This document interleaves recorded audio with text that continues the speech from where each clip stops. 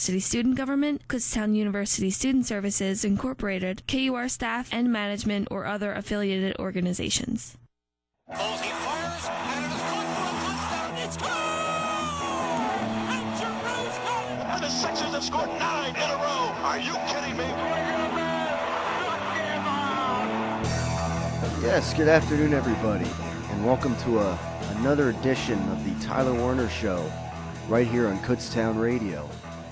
And yes, what a beautiful day it is here up at Kutztown and in the Delaware Valley in general. Definitely seeing some signs of spring, 50s and sunny today, and tomorrow might get up to 60. And then on Thursday, it looks like we're going to drop right back down in the 20s with a chance of a snowstorm. Are you kidding me? So, I mean, it's, winter is not quite done yet, but certainly we're getting signs of spring. And nevertheless, that is a good thing here after this brutal winter that we've been going through. And in the sports world, it's, as we head into the spring season as well, it's a little unfortunate. I mean, right now, as far as Philadelphia sports are concerned, I think the Philadelphia Eagles offseason is ruling the day. When you have, the 76ers, making a threat at, possibly the worst losing streak in NBA history, not just franchise history, but NBA history. It is, we don't have too much to talk about when it comes to the 76ers other than, who are they going to draft? And, will they get the number one pick or, will they get 2 or 3 in the draft? And, how long is it going to take to build this young 76ers team up into a contender again? And, with the Phillies, I mean, they're continuing to struggle in spring training, offensively. And, again, I mean, as it was mentioned a few weeks ago on the show, can they count on a lot of these older players that they continue to bring back and keep and rely on? Can they rely on them to stay healthy? Can they rely on them to perform? And I'm just I would say baseball is my forte, but I'm not getting a good vibe as we move through spring training here with the Philadelphia Phillies.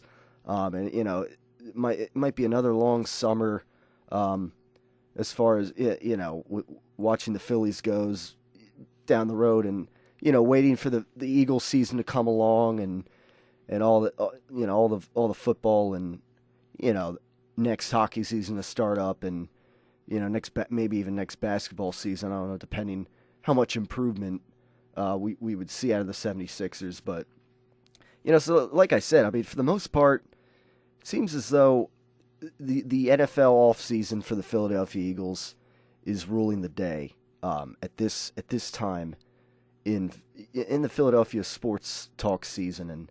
And of course we have the Flyers, who are playing at a pretty good level right now, shortly after the Olympic break and the trade deadline last week. And certainly right now, I mean, they're fiddling with second in their division, the Metropolitan Division.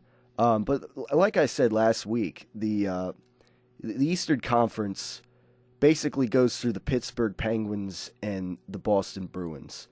And unless they in the playoffs they upset one of the, there's not going to be any real prize out of this season for the Flyers. At least, nothing on a major level to be excited about.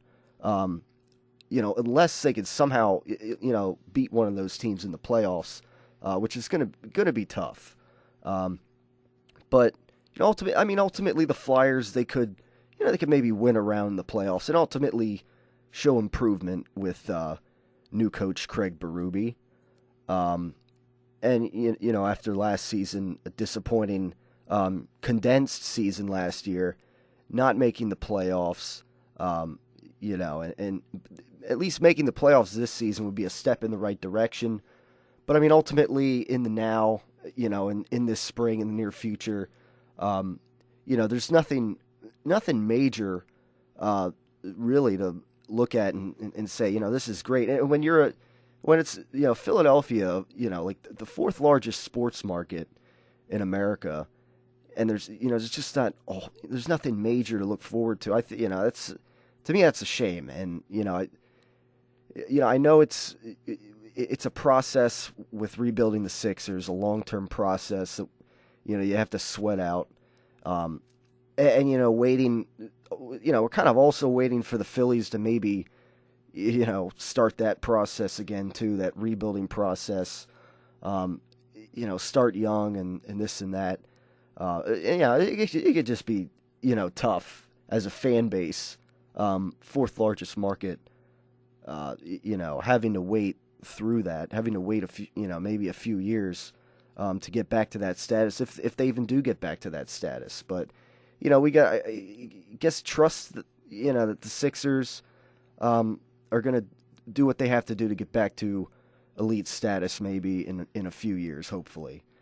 And, wait and see, I guess, what, maybe how bad the Phillies do this season, perhaps, relying on these older players and see if it's Ruben Tomorrow is given the hook after this season. I don't know. I mean, it'll be interesting to see what goes down, but right now, I mean, obviously it's an interesting season for the Flyers, definitely. Even though, the power really lies in two teams for the most part in the Eastern Conference. Nevertheless, it's interesting for the Flyers, and it'll be interesting to see in these last 20 games or 18 games, however many games it is, how they perform down the road, and see if maybe they can get hot, see maybe they can change my this vibe that me and a lot of realists would have, that they could do something in the playoffs, but not anything major. See if that can change. We'll talk about the Flyers as we usually do, their upcoming schedule, games this past week, standings. We'll talk about that a little later in the show, as usual. And you can get in at 610-683-4859. Or, you can always go on the Facebook page, facebook.com/Tyler Werner Show, and you can comment on the discussion thread that I have been posting the past few weeks. Excuse me. In case you haven't noticed, I've had this strange cold the past. It actually dates back to early last week. It's one of the weirdest colds I've ever had. I mean, it started out as just strictly like a bit of a sore throat. I don't really think it affected me on last week's show. But then that went away. Then, like, Wednesday, my voice started to go. Thursday, I don't know if I spoke more than 20 words the whole day. I barely had a voice. And if I had to say anything, I kind of had to talk in, I had to say it in like this monotone, like, low voice. Almost like a Donovan McNabb. I agree. But nevertheless, I mean, my voice started to come back, and then I had like this over the weekend. I had this runny nose issue, congestion, and and all while this is happening, I'm not, the symptoms are not like, again, the sore throat was like early last week, and then it was gone, and then I just like totally lost my voice, and slowly I've been getting it back, and then over the weekend I'm having congestion. I even at one point I blew my nose, and I even I had a little bit of a nosebleed, unfortunately. I was Zach Ronaldo, and I just dropped the gloves in a fight on the Flyers game, and yes. So, but then I moved through the week now, and later in the weekend I've been coughing and stuff. So I beg your pardon if. As during the show, I have to clear my throat or something or whatever, but I think I'm on the back end of this, kind of extended cold that fortunately has not really hampered me physically or anything. It's been nothing major, but nevertheless, we'll work through it, as usual. And again, I mean, if I sound lower pitched and I'm Donovan McNabbing it, I beg your pardon. I'm embarrassed. But as we move through here, obviously Philadelphia Eagles free agency. The free agency period starts in the matter of a few hours. Now that doesn't mean that there's all kinds of talks going around that we're going to talk about today. Obviously, the number one position of need for the Philadelphia Eagles, and we've talked about this, I think throughout the past month since starting the show. For the most part, is that the Eagles need a safety. That's the number one position of need on either side of the ball. And the number one guy out there, the number one name that has been floating around, is Jarius Byrd from the Buffalo Bills. I believe I mentioned that last week. And, the Eagles are, they're pretty steady on the offensive side of the ball. Not much really has to be done there. They can draft a wide receiver if they want a big wide receiver, perhaps. I don't know. We'll wait and see. But defense right now is, I think, where the Eagles are going to have to turn their attention to. And today, I mean, there's several teams targeting Jarius Byrd. I heard yesterday that the Browns were targeting Jarius Byrd. The Dolphins were showing they were willing to pay him a lot of money. And Jarius Byrd is going to want a lot of money. With I believe he wants to be the highest paid safety in the league. And when you enter free agency and you're up for free agent, these kinds of things. This is common when you're a big free agent target in a safety like Jarius Byrd. I say, the Eagles have about $24 million free in cap space, and I say if you can sign Jarius Byrd for $9-10 million or whatever, I say you go out and do it. Now, the Eagles have been fairly quiet for the most part. But nevertheless, apparently they've been showing interest. According to John Clayton from ESPN on SportsCenter, the Eagles have been showing interest. And I say you can fill your number one position of need as soon as today, or if not in the next couple of days. But again, free agency starts at 4 p.m. today, and they can fill their number one position of need, and I think things have been a little quiet as far as Eagles fans goes, at least so far, through re-signing their players and whatnot. They could make a big splash, and not just for the sake of making a big splash, but for the sake of improving this Philadelphia Eagles defense, and picking up one of the biggest prospects in the league, biggest free agents in the offseason. I think they have the money. You don't have to be too conservative with it. The Eagles tend to be conservative. I go out and sign Jarius Byrd. You'll fix the number one position of need on your team. That's the bottom line. That's what you got to do. Now, some people say they can draft a safety, and I mean they can, certainly.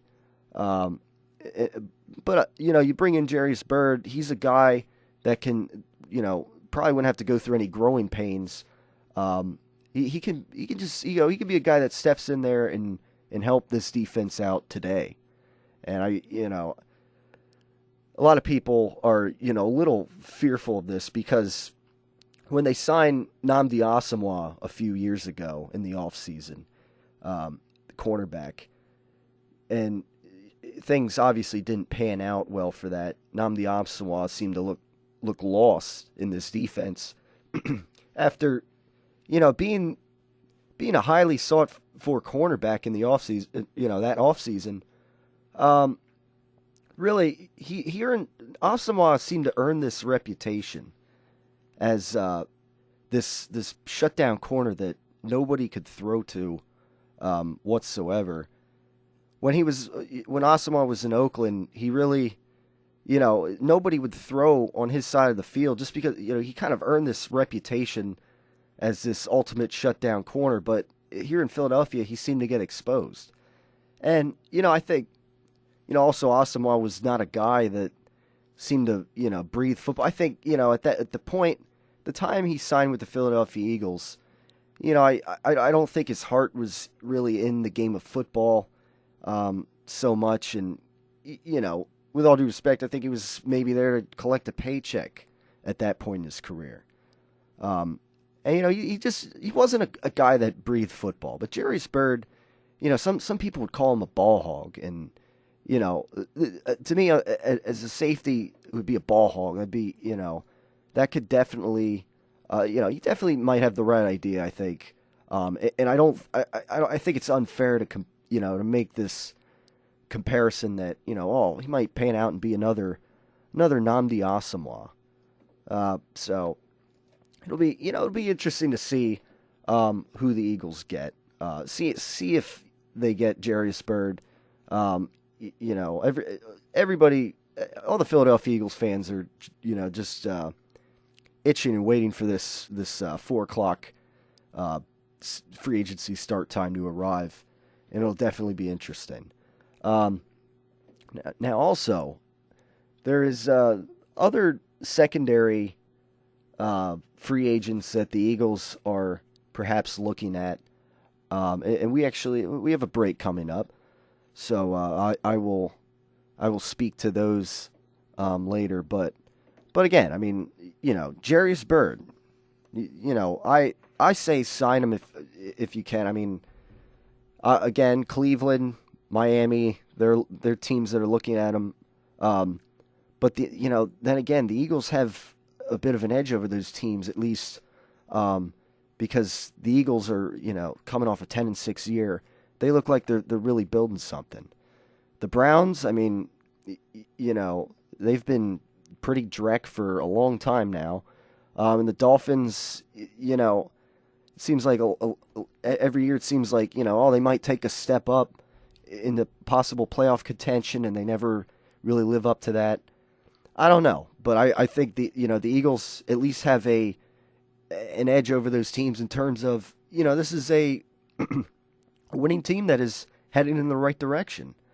So, so I say pay him what he wants, and fill your number one position of need.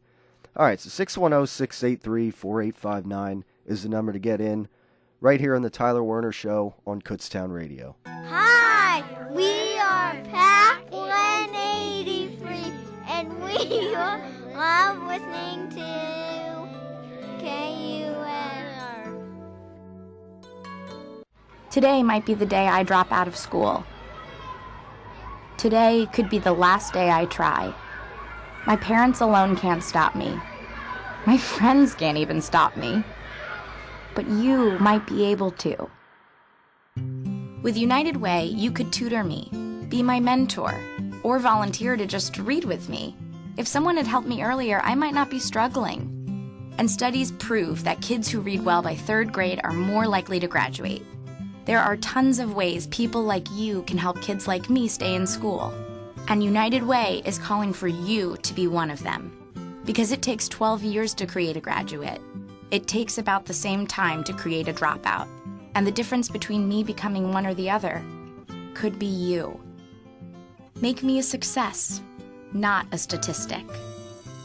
Take the pledge to volunteer now at unitedway.org. Brought to you by United Way and the Ad Council.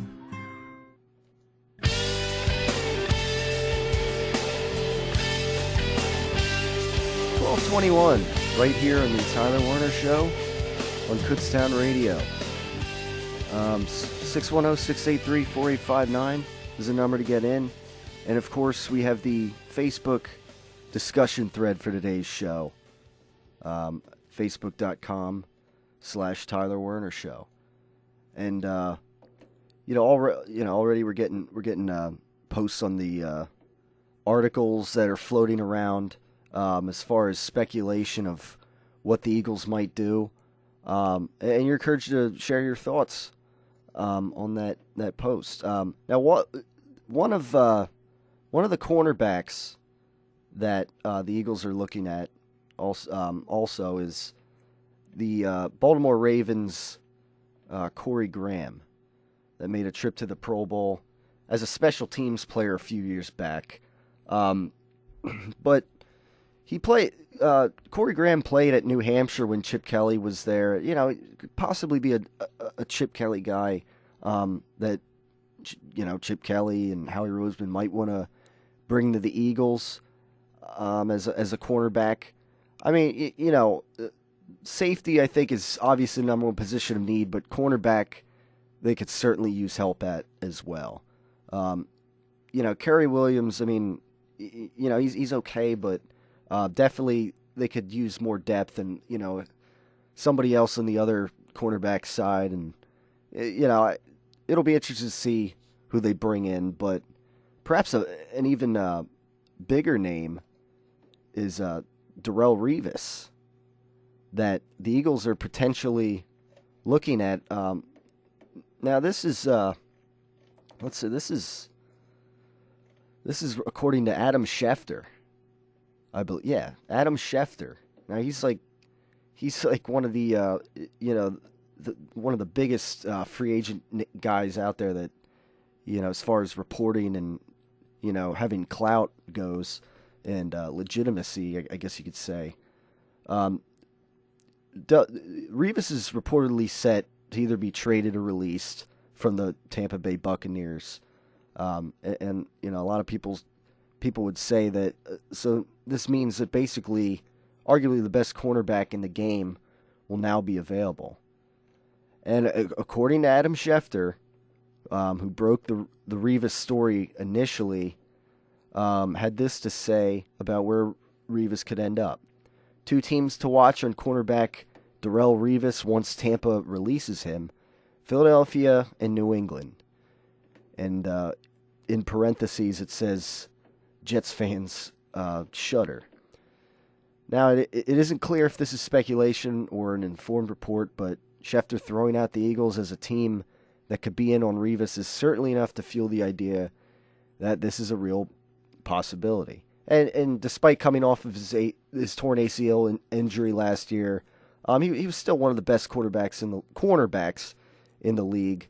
He played every game last year for the Buccaneers, and was kind of one of the only bright spots of the team.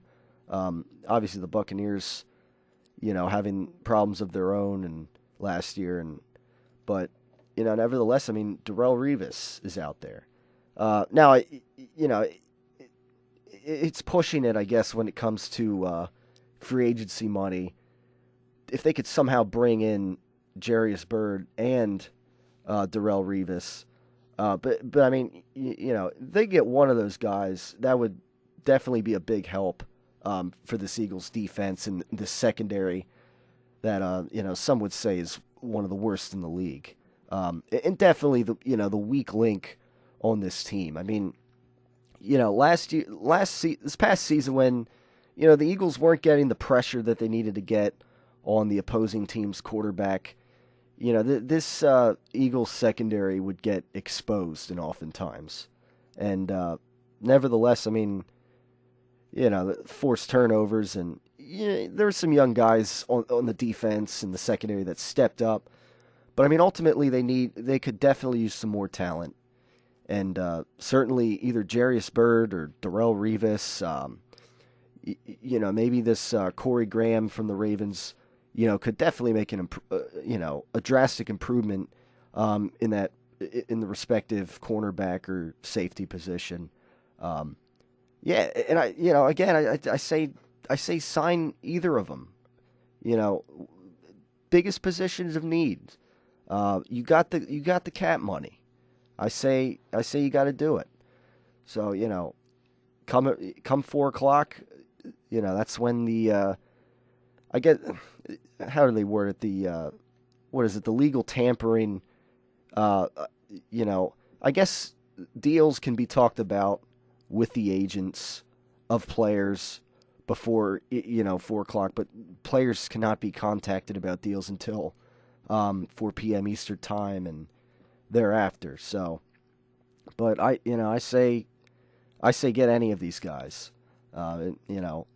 You're welcome to share your thoughts on any of these guys. 610-683-4859.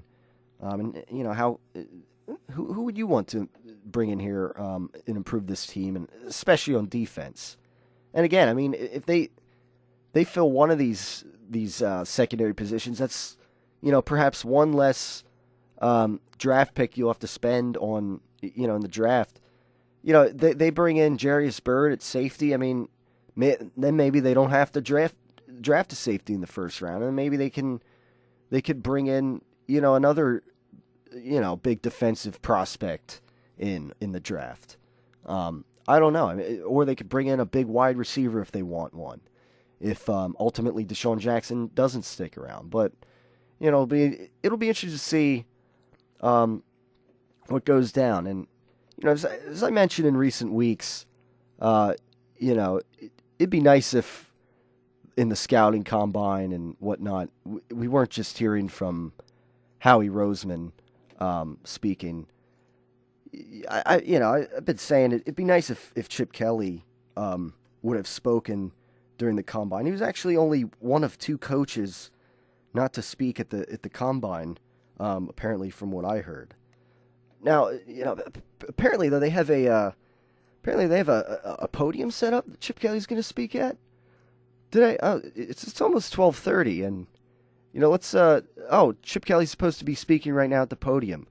Let's take a live listen in on Chip Kelly. Oh, never mind. No, that was an inside joke. But again, Chip Kelly continuing to, I guess, relegate those duties to Howie Roseman strictly, and again, I mean, just say a few things. At least we want to hear from the coach. I mean, at least. Say a few things. You don't have to give away the corporate plans, but maybe address the fan base a little, and what positions you want to look at. I mean, we want to be informed, and definitely we want to be ensured that that the organization is looking at the positions of need that they need to fill, and because the fans know. I mean, for years, I mean, Andy Reid would say how. We don't need a wide receiver, or we don't need this position. And, the fans would continue to say, no, we do need this position. And eventually when they'd be exposed for not having a good guy at that position, it's kind of like, we told you so. So it's just one of those things we don't want that to, those kinds of things to repeat itself again.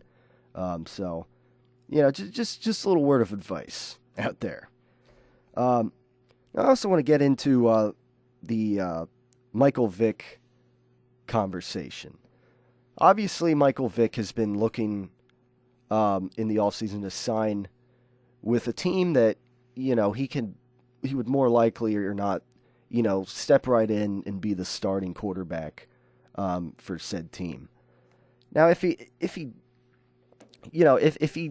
doesn't find a team that, would probably be able to do that, if his agent tells him, look, Mike, there's not really anybody out there that, that wants you to start for them or whatnot, or that you wouldn't have to go, you'd have to go through a competition with, and if you're the Philadelphia Eagles and you can bring him back as a backup quarterback, I'd say do that. Now, again, it's backup quarterback. And maybe that means you might not even have to use Michael Vick. If Nick Foles stays healthy all 16 games of the season, etc., then, so what? But I mean, Nick Foles in the past, he had a little groin injury last year, so he had a concussion, miss a week or two. If they bring back Michael Vick, I think of, the other backup quarterbacks out there, I'd be most comfortable with Michael Vick being that guy. Because, again, we still don't know what Matt Barkley is, who was our third string quarterback last year.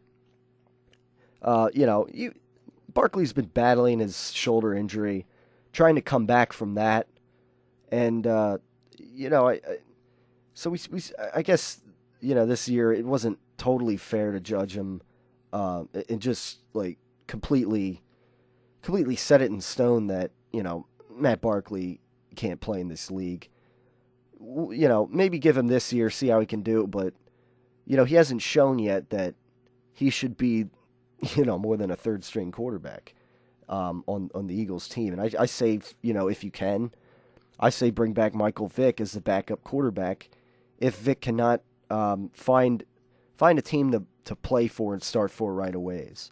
You could bring back Vick for a couple $1 million. And if he spends the entire season, basically holding a clipboard, and at least he's getting paid, I guess. But if Foles were to go down, I'd be Vic knows the system, that Chip Kelly's system, and he could be a threat to run, that Foles can't be.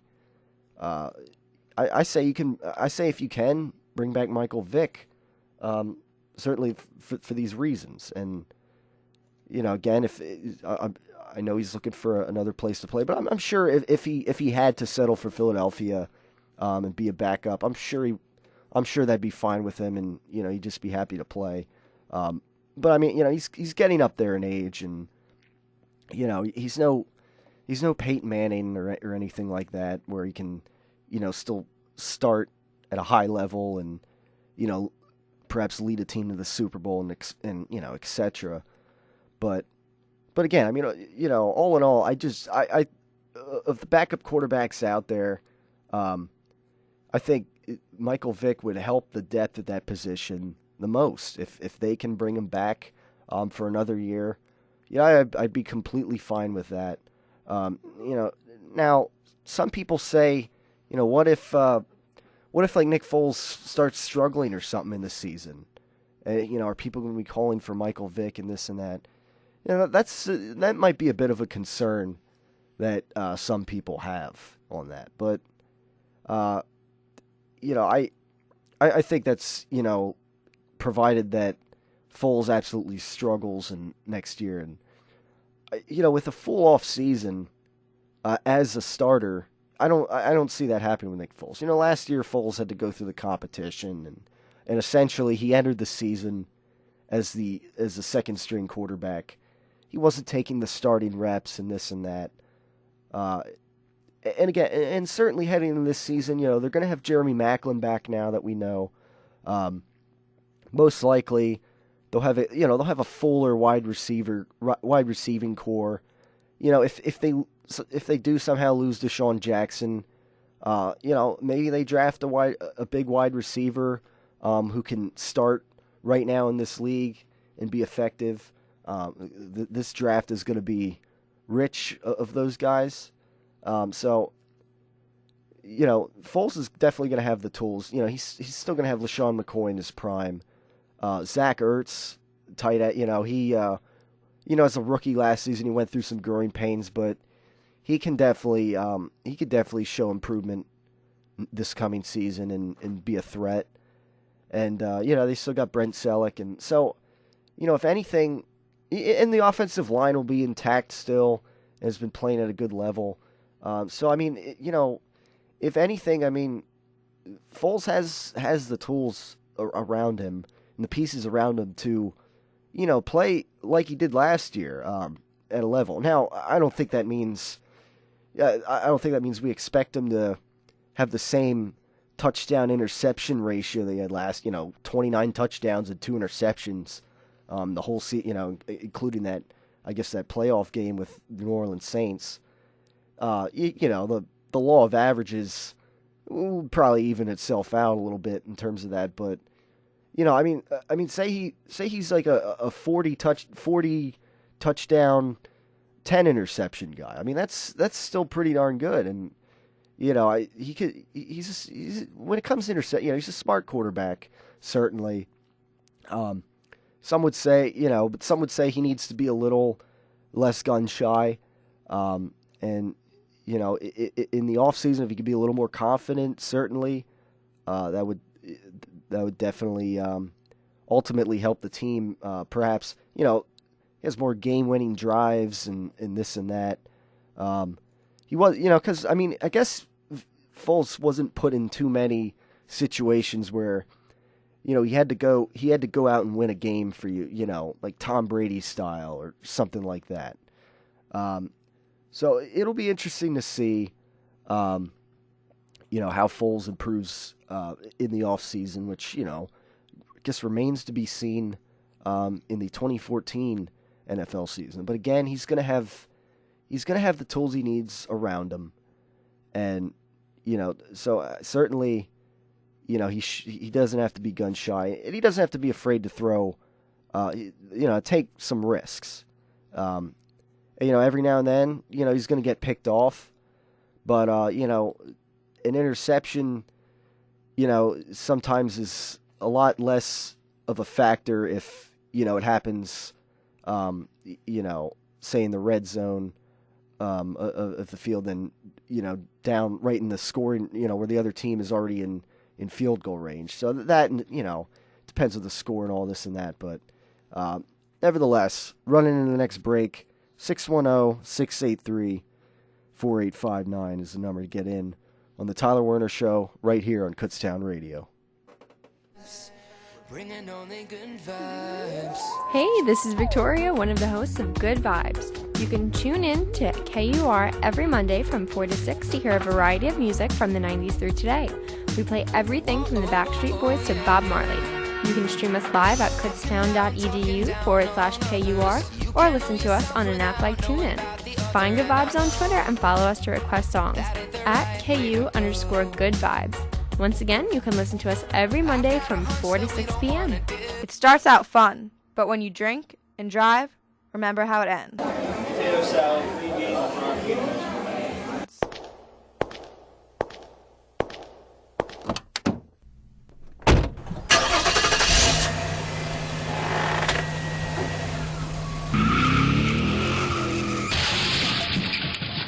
98% of Kutztown students have not driven a vehicle under the influence of drugs or alcohol. Concerned about drugs or alcohol? Need help for you or your friend? Call the Berks County Drug and Alcohol Hotline, 610-988-8186.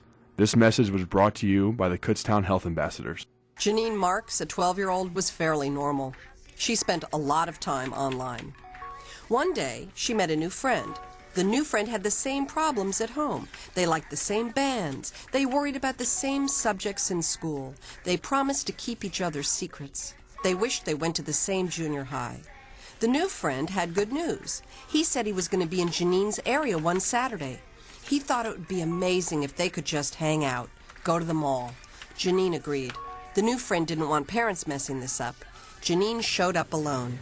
So did her new friend, who wasn't in junior high, wasn't nice, and wasn't a 14-year-old boy. Last year, 1 in 5 children was sexually solicited online.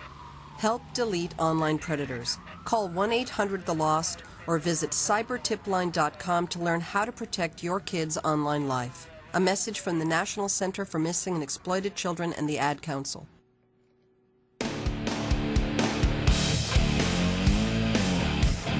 1241, right here on the Tyler Werner Show on Kutztown Radio. Been talking a lot of Eagles free agency today. How can they fill this? These positions of need. The safety position, obviously, being the number one priority in the offseason, certainly.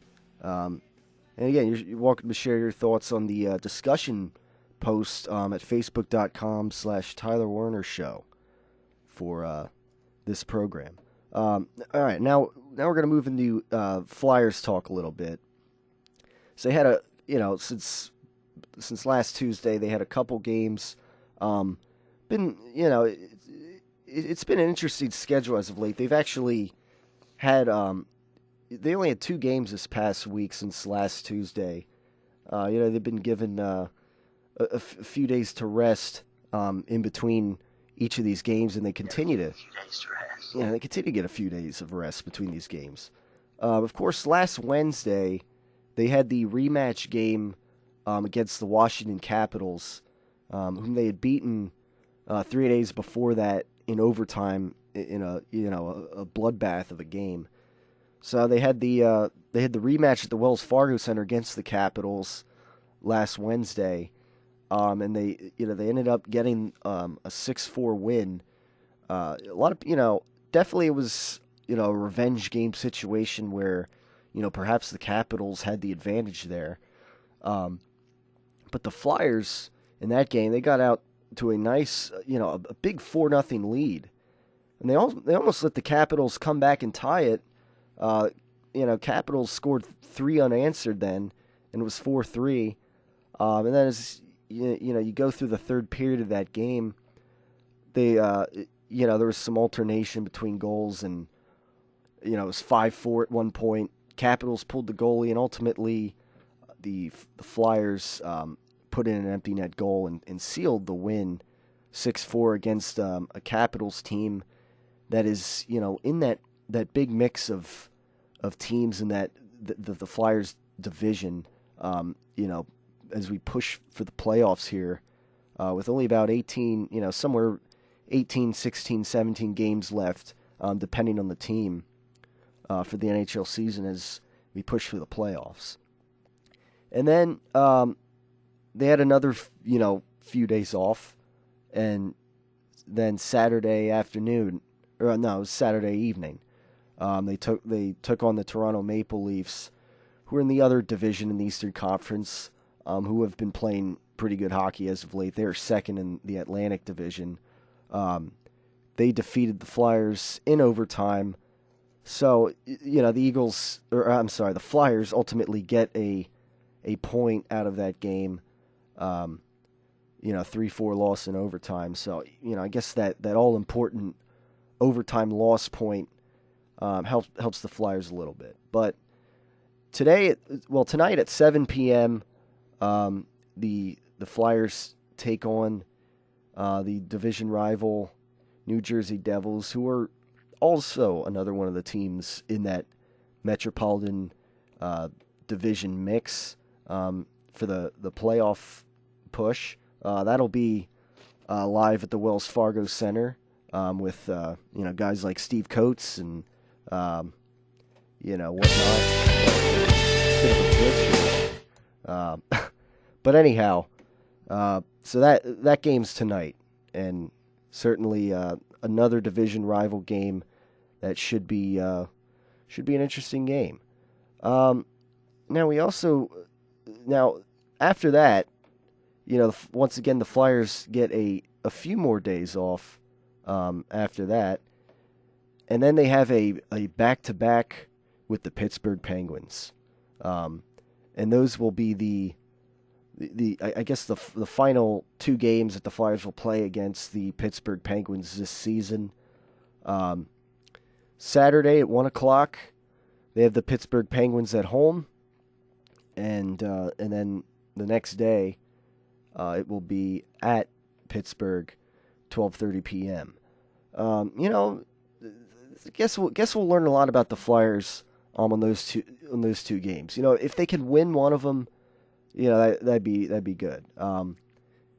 But I mean, if they lose both of them, then I think clearly, they are what they are, and they're probably not bound to do anything big in the playoffs if they don't win either of those games. But historically, despite the Penguins being one of the top 2 teams in the conference for the past several years, the Flyers have given the Penguins some upsets over the past few years, and despite the offensive power that the Penguins have, maybe the Flyers can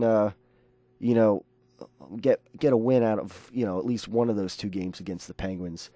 Again, I mean, they're gonna have several days of rest between tonight's game and that first one against the Penguins on Saturday. So definitely they should be well rested heading into that first home game against the Penguins, which will be a home game after their home game tonight against the New Jersey Devils. So we'll look forward to that, obviously, this coming weekend. Now, as far as the standings are concerned right now, unsurprisingly, the Penguins and the Bruins both lead their divisions in the Eastern Conference. 90 points for the Penguins, 89 for the Bruins. So, between one of those two teams are going to have the top seed. But as far as the Metropolitan Division with the Flyers is concerned, the New York Rangers have played one more game than the Flyers, and they have one more point than the Flyers. So, I mean, that right now, that's a bit of a coin flip. If you look at now, if the Flyers get a win tonight, they're 1 point ahead of the Rangers, and so it'll all come down. It's looking like it'll come down to the wire, and the Flyers do have one more game later this month against the Rangers, which can be big. Amongst other division games remaining on the schedule. But right now the Flyers are pretty neck and neck with the New York Rangers. And obviously the Rangers have been playing well as of late. The Blue Jackets right now sit at fourth, essentially one win behind the Flyers. They played the same amount of games, but they're at 71 points, and the Flyers are at 73. So they're in the mix. The Capitals, who again the Flyers beat twice last week, 2 big wins against the Capitals. Capitals have been struggling a little bit. They are at 70 points right now, 5th in the division. Although they played 66 games. That's 2 more than the Flyers. So that looks a little worse on paper if you think about it. A couple games in hand there over the Capitals.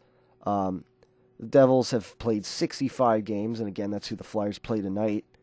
They are at 69 points. So and then you got the Hurricanes down further at 63 points, and they've been slipping under 500 a little bit. So, for the most part, I think the Flyers are in a drive. At the third seed right now in the Metropolitan Division, well, third or second seed, depending on the games played, advantage and everything, and this and that. The Flyers are sitting in a bit of a driver's seat to take this, take this season to the playoffs, at least, and ultimately a step in the right direction.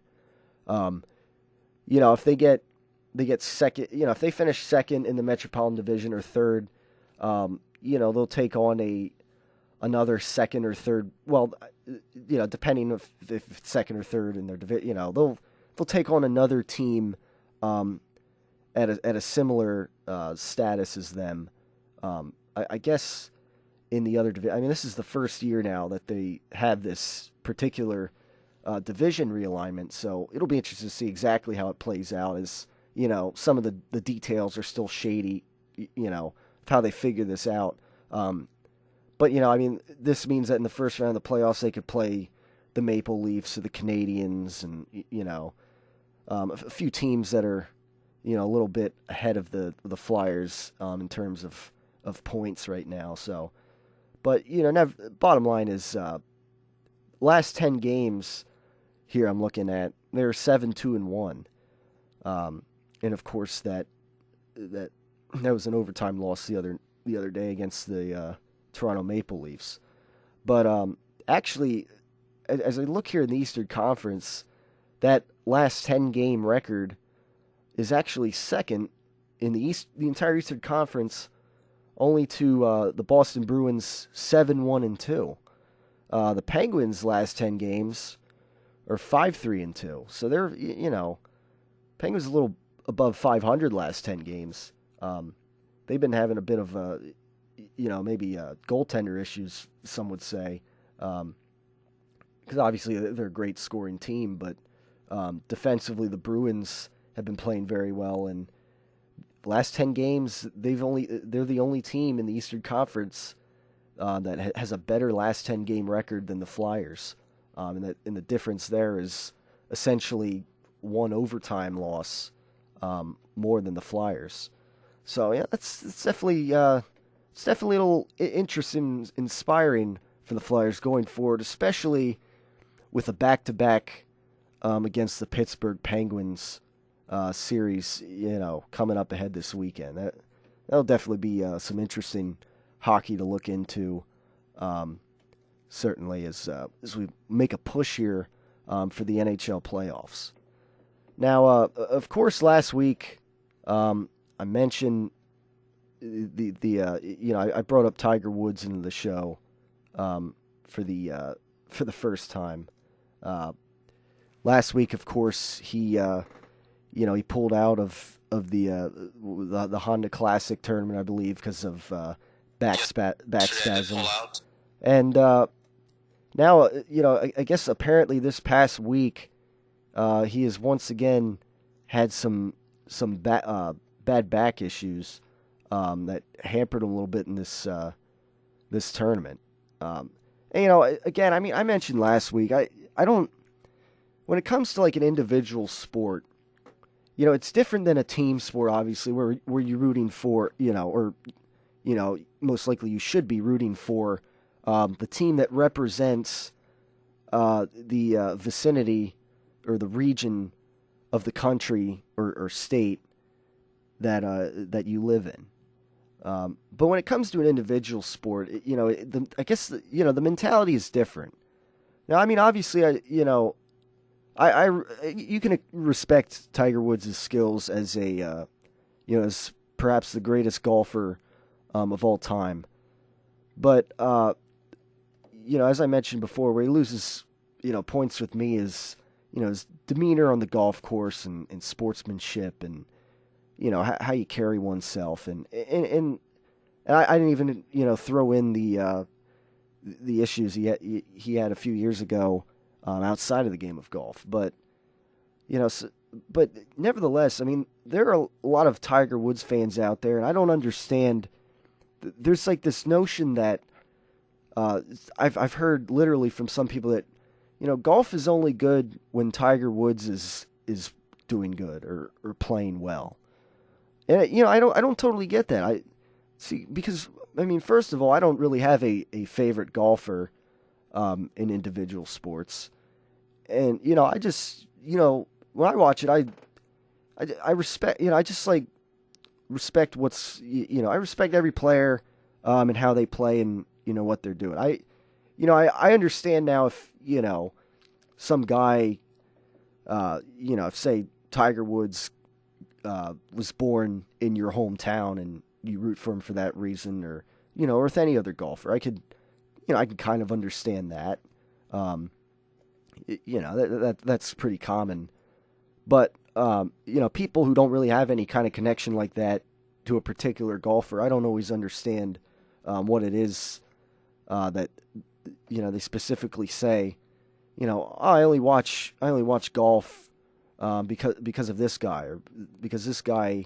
I only watch it when this guy is doing well. I don't totally understand that notion. And also, same thing with team sports. I don't understand, like, because of one player, they're a fan of that team for life. Even after the player retires and, 20 years later, they're still, they root for that team, not because they have any kind of connection to that team's city, but, because so-and-so played for them years ago and, they decide that that's the team they've been rooting for.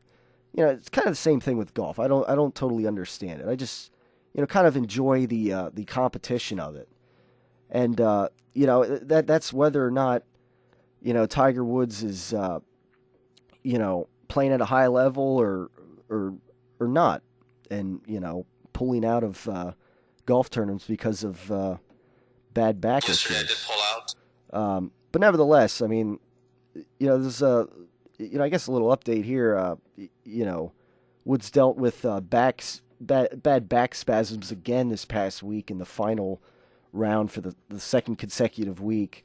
But he did not pull out of the Cadillac Championship at the Trump National Doral this past weekend. But nevertheless, his game really slipped, and I guess this past weekend, and as we head close to the Masters tournament coming up next, and the Augusta National big tournament, it'll be interesting to see, if Tiger Woods is able to patch up some of these bad back issues that have been hampering him, and I guess for the Tiger Woods fans out there, see if maybe he can finally get back to the status of winning another major tournament. So I guess that remains to be seen. And also, I gotta quickly speak to Lent. I don't really celebrate Lent, only because I think most people it's they want to give up something like a Snickers bar for Lent. They're going to give up Snickers bars for Lent. And I don't totally understand that, because then it's like, what does that then? You could go eat all the Kit Kats and Hershey bars you want and stuff. I never totally understood, how some people can just give up certain things like that. To me, that'd be like me coming on here and saying like, "Oh, I'm gonna give up Turkey Hill's whoopie pie coffee for the rest of Lent." What a whoopie pie or French start? I don't totally get that when it comes to Lent, and but nevertheless, you want to post maybe what you gave up on Lent. To me, a good like maybe a good example of something you give up on Lent is, you want to give up cursing or something like that, and to me that's something a little more constructive that I guess that would make more sense in the realm of Christianity and the holiday, I guess, to give up. But nevertheless, I guess that'll wrap things up here today on the Tyler Werner Show on Kutztown Radio. And coming up next, we got suspense, mystery drama right here on Kutztown Radio. So everybody have a great rest of the week. Enjoy the nice weather, and then stay warm on the very cold day we have, I guess, Thursday, and next week is spring break, but I believe I'll be right back here to talk more Philadelphia Sports Talk Live on Kutztown Radio. So until then, Tyler Werner signing off. Gold Microphone Award-winning college radio in northeastern Berks County is KUR Kutztown, 1670 AM, on your TV by tuning to Service Electric Berks Channel 24 or 99, Service Electric Lehigh Channel 266, or Berks Hometown Utilicom Channel 28, online anywhere in the world at kur.kutztown.edu, on your smartphone by using an application like TuneIn, or on any phone, cell or landline, simply by dialing 610-465-7860. Gold Microphone Award-winning college radio in northeastern Berks County is the radio voice of Kutztown University, KUR Kutztown. Nominated for Best College Radio Station at an institution with under 10,000 enrollment and winner of Best Use of Social Media, your news leader in northeastern